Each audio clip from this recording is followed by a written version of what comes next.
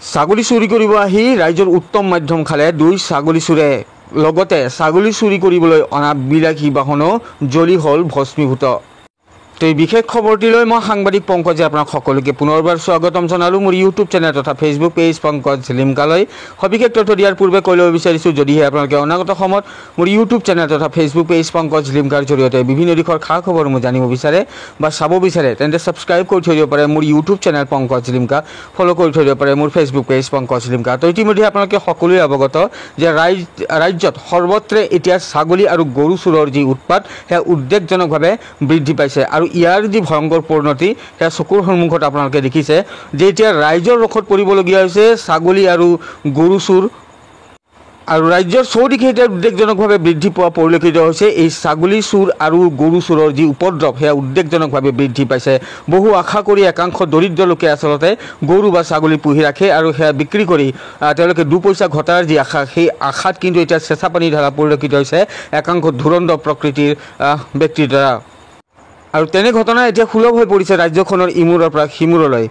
তেনেধৰণৰ এক ঘটনা সংঘটিত হ'ল আৰু যাৰ পৰিপ্ৰেক্ষিতত দুগৰাকীকৈ ছাগলী চোৰে ৰাইজৰ উত্তম মাধ্যম খাবলগীয়া হ'ল। দুজন চোৰ পলায়ন কৰিবলৈ সক্ষম হয় আৰু ইয়াৰ লগে লগে ছাগলী চোৰকেইটাই ছাগলী চোৰ কৰিবলৈ ব্যৱহাৰ কৰিবলৈ লোৱা এই যিখন বাহন আপোনালোকে দেখিছে, এই বাহনখন জ্বলি ভস্মীভূত হ'ল।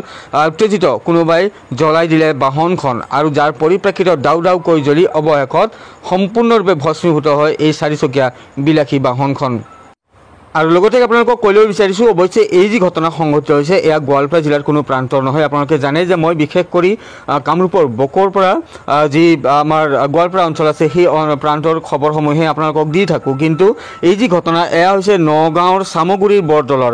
যিহেতু ছাগলী চোৰ আৰু গৰু চোৰক কেন্দ্ৰ কৰিয়ে এতিয়া বিশেষ চৰ্চাৰ বিষয় হৈ পৰিছে আচলতে এই ছাগলী আৰু গৰু চোৰক কেন্দ্ৰ কৰি, তো সেইবাবে মই ভাবিলোঁ আপোনালোকক এই খবৰটো দি দিওঁ।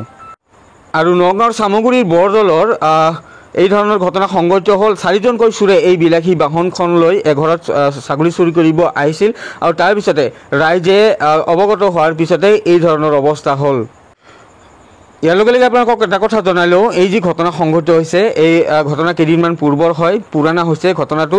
তথাপিও মই আপোনালোকক এই কাৰণে অৱগত কৰালোঁ যে এই ধৰণৰ ঘটনা যিহেতু সুলভ হৈ পৰিছে এতিয়া ৰাজ্যৰ সৰ্বত্ৰে। সিদিনা আমাৰ গোৱালপাৰা জিলাৰ ৰংজুলি আৰু কীৰ্তনাৰ অন্তৰ্গত বাখাৰাপাৰাতে দুই ছাগলী চোৰে চুৰি কৰিব আহিছিল। ছাগলী আৰু চুৰি কৰি লৈ গৈ থকা অৱস্থাত ৰাইজৰ ৰখত পৰিবলগীয়া হ'ল, জ্বলি ভস্মীভূত হ'ল বাইক।